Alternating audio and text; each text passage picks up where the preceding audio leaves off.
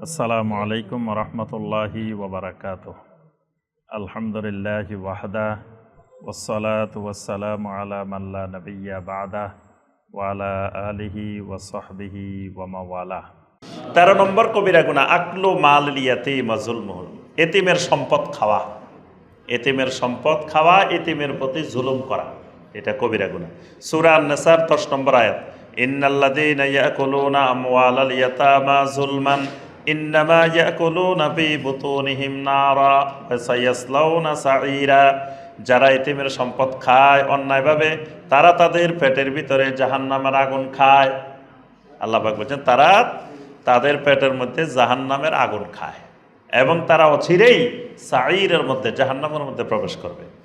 সূরা আল-আনআমের 152 নম্বর আয়াত, ওয়ালা তাকরাবু মালাল ইয়াতীম ইল্লা বিল্লাতি হিয়া আহসান। খবরদার, এতিমের সম্পদের ধারে কাছেও যাইও না। আমরা একটু আগে 7টা মুবিকাত বলছি, তার মধ্যে একটা মুবিকাত হলো আকলু মালাল ইয়াতীম। 5 নম্বর ধ্বংসাত্মক কবিরা গুনাহ হলো যে এতিমের সম্পদ খাওয়া। আর কাফেরদের বৈশিষ্ট্য ছিল আরাআইতাল্লাযী ইউকাযযিবু বিদ্দীন ফাযালিকাল্লাযী ইয়াদউল ইয়াতীম, এতিমকে গলা ধাক্কা দিয়ে তাড়িয়ে দেওয়া।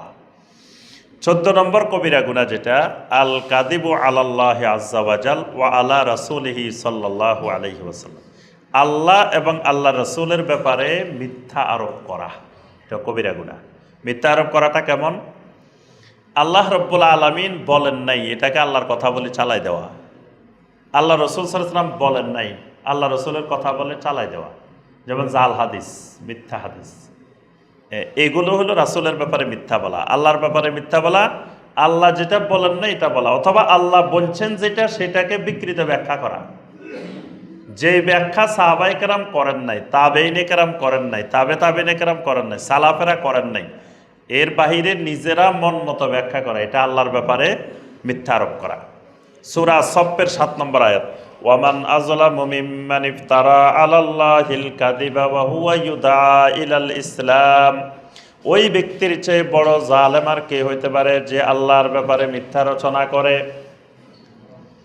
সূরা জুমারের 60 নম্বর আয়াতে আল্লাহ পাক বলেন, ওয়া ইয়াউমাল কিয়ামাতি তারাল্লাযীনা কাযাবু আলাল্লাহি ওয়ুজুহুহুম মুসওয়াদ্দা।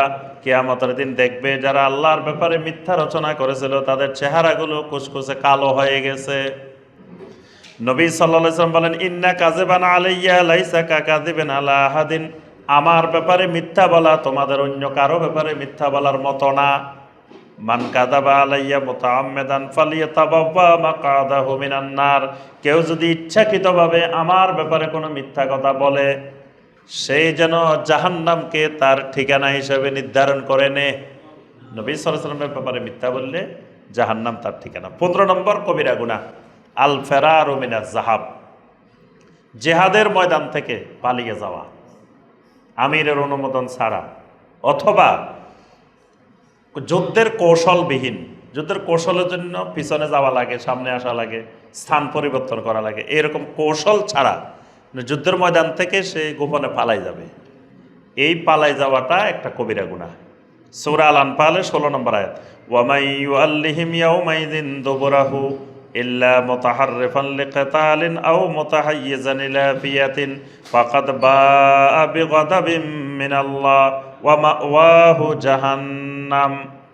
যেই লোক যুদ্ধের ময়দান থেকে পিছনের দিকে পালিয়ে যায়, ইল্লা মুতাহাররিফান লিকিতালিন, তবে যুদ্ধের কৌশল ছাড়া, আও মুতাহাইয়িজান ইলা ফিয়াতিন, অথবা তার দলের অন্য কারোর সাথে যোগ দেওয়ার উদ্দেশ্য ছাড়া, ফাকাদ বাআ বিগাদাবিন মিনাল্লাহ, সে আল্লাহর গজবের শিকার হবে। ওয়া মাওয়াহু জাহান্নাম, এবং তার ঠিকানা জাহান্নাম। এবং 7টা যে সাবুল মুবিকাত ধ্বংসাত্মক কবিরা গুনাহ, তার মধ্যে একটা হলো ওয়া তাওয়াল্লি ইয়াউমাজ যাহাফ। নবী সাল্লাল্লাহু আলাইহি ওয়াসাল্লাম বলছেন যুদ্ধের ময়দান থেকে, জিহাদের ময়দান থেকে পালিয়ে যাও। 16 নম্বর কবিরা গুনাহ গাসসুল ইমাম আর রাইয়া ওয়া যুলমুহু লাহুম। যিনি মানুষের নেতা হবেন, নেতা তার প্রজাদের সাথে প্রতারণা করা, প্রজাদের উপরে জুলুম করা, এটাও একটা কবিরা গুনাহ। অর্থাৎ সেটা যে পর্যায়ের হইতে পারে, রাষ্ট্রপ্রধান হইতে পারে, তারপরে নিচের লেভেলে হইতে পারে, যেই পর্যায়ে যিনি নেতা হবেন জনগণের, যাদের নেতা, যাদের ইমাম, তাদের উপরে তাদের সাথে প্রতারণা করা, তাদেরকে ভোটের আগে বলছে আপনাদেরকে এটা এটা করে দিব, জনগণ তো খুশি হয়ে তারা নেতা বানায় দিছে, পরে আর খবর নাই এগুলার, তাহলে সে জনগণের সাথে প্রতারণা করছে। এই প্রতারণা করা কবিরা গুনাহ।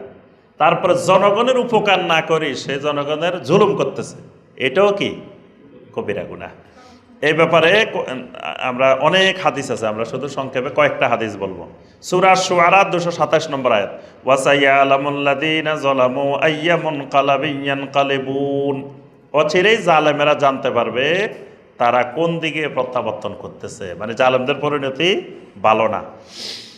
কুল্লুকুম রাইন ওয়া কুল্লুকুম মাসউলুন আন রাইয়াতিহি, নবী সাল্লাল্লাহু আলাইহি ওয়াসাল্লাম বলেন তোমরা প্রত্যেকেই এক একজন দায়িত্বশীল, আর তোমাদের অধীনস্থদের সম্পর্কে তোমাদেরকে আল্লাহর কাছে জবাবদিহি করা লাগবে। এজন্য পরিবারের স্বামী যে, সেও কিন্তু তার স্ত্রীর দায়িত্বশীল, ছেলেমেয়ের দায়িত্বশীল, স্ত্রীর ব্যাপারে ছেলেমেয়ের ব্যাপারে তাকে জবাবদিহি করতে হবে।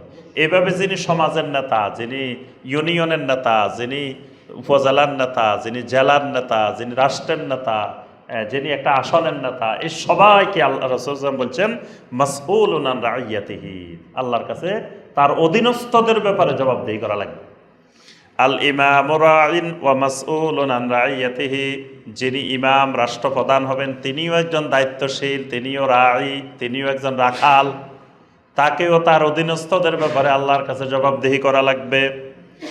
মা মিন আবদিন ইয়াস্তারঈহিল্লাহু রাইয়াতান ইয়ামুতু ইয়াওমা ইয়ামুত ওয়া হুয়া গাশুন লিরাইয়াতিহি, আল্লাহ যদি তার কোনো বান্দা অথবা বান্দিকে জনগণের উপরে নেতৃত্ব দেওয়ার যোগ্যতা দেন, জনগণের উপরে আল্লাহ কোনো ব্যক্তিকে কি করছেন, নেতা বানাই দিচ্ছেন, তাহলে নেতা বানানোর পরে আল্লাহ রাসূল সাল্লাল্লাহু আলাইহি ওয়াসাল্লাম বলেন ইয়ামুতু ইয়াওমা, সে যেদিনে মারা যাক, ওয়া হুয়া গাশুন লিরাইয়াতিহি, যদি সে তার অধীনস্থ প্রজাদের সাথে প্রতারণা করে, প্রতারক অবস্থায় প্রতারণা করে যদি সে মারা যায়, ইল্লা হাররামাল্লাহু আলাইহিল জান্নাহ, আল্লাহ রাব্বুল আলামিন আল্লাহর জান্নাতকে তার জন্য হারাম করে দেন, তার জন্য হারাম করে দেন। এর জন্য সাহাবায়ে কেরাম সবসময় নেতা হওয়া থেকে দূরে থাকতেন, নেতা হওয়ার কথা শুনলে পালাইতেন, কারণ নেতা হয়ে জান্নাত হারাইতে হবে, নেতা হয়ে কি করতে হয়, জান্নাত হারাম হয়ে যাবে যদি সে জনগণের সাথে তার অধীনস্থদের সাথে কি করে,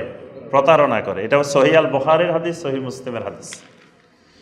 ফালাম ইয়াহুতহা বিনুসহিহি লাম ইয়াজিদ রাহিয়াতাল জান্নাহ, বুখারীর আরেক riwayat, যদি নেতা যদি তার অধীনস্থদের কল্যাণ কামনা না করে, তার অধীনস্থদের কল্যাণ না আছে, খারাপ চায় বা জুলুম করে, খারাপ কিছু করে, তাহলে সে জান্নাতের সুগন্ধিও পাবে না, জান্নাতে তো যাবে না, জান্নাতে সুগন্ধিও পাবে না।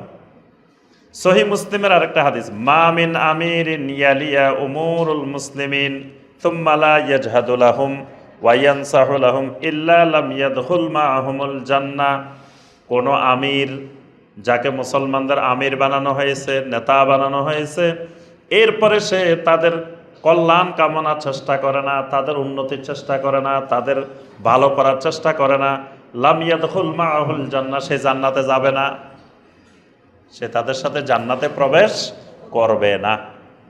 সহিহ মুসলিমের আরেকটা হাদিস, আল্লাহুম্মা মান ওয়ালিয়া মিন আমরি উম্মতি শাইয়ান ফাশাক্কা আলাইহিম ফাশকুক আলাইহি, নবী সাল্লাল্লাহু আলাইহি ওয়াসাল্লাম দোয়া করছেন শাসকদের জন্য, আয় আল্লাহ, আমার উম্মতের মধ্য থেকে কাউকে যখন আপনি নেতা বানাবেন, দায়িত্বশীল বানাবেন, ক্ষমতায় বসাবেন, ফাশাক্কা আলাইহিম, এরা যদি আমার উম্মতের উপরে কাঠিন্যতা আরোপ করে, ফাশকুক আলাই, আপনিও তাদের উপরে কঠিন হবেন।